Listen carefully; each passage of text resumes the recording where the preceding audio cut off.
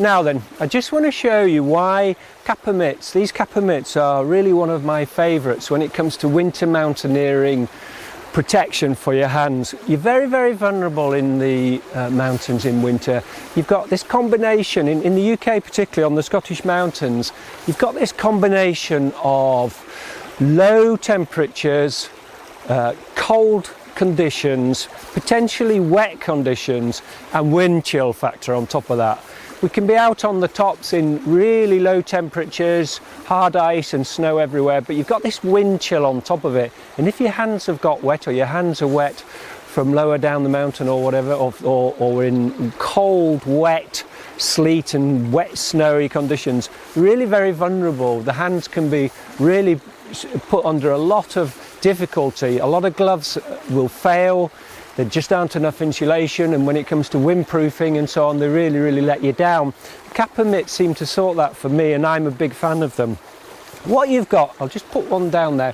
One of the things when we were looking at these mitts, designing these mitts, we looked at just how good are they when they really get wet. And to do that, what I did was have a pair made up in Primaloft Gold, and I had a pair made up in traditional wadding, the wadding we were using before, and I had to look at how good are they when they get really wet. And just to speed that up, when I was out on the mountains, I just used I just immersed the mitts in a stream in the winter and just really got to feel how good are they when they're really wet. And I'm just going to put this one in the water now. I'm not going to go past the end of the cuff, the end of the mitt, but that mitt is right in this cold stream bed, and it's just not taking water on. Now the reason for that is we've got a combination of materials. The outer fabric is water resistant. The Tempest palm and the Cascade fabric on the top of the mitt, they're both waterproofed fabrics. They've got a sprayed on coating on the underside of the fabric to stop water coming through, but the seams aren't taped. And that's because we want to keep them light and packable. If we wanted to tape them, we'd have to add another layer of fabric inside the mitt to construct the mitt and then make a shell over the top. Really, what we're interested in is the insulation and just how do they deal with wetness. And windproof. Total windproofing is the key. You've got a mitt here that is very windproof, and so you've got this synthetic insulation that deals with wetness very well.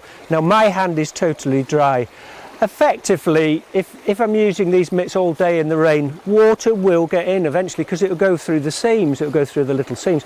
But the wadding, Primaloft Gold, is very good at repelling that water, and therefore consistently good at holding air inside it. The insulation value there, it's the air that keeps you warm, held in the wadding.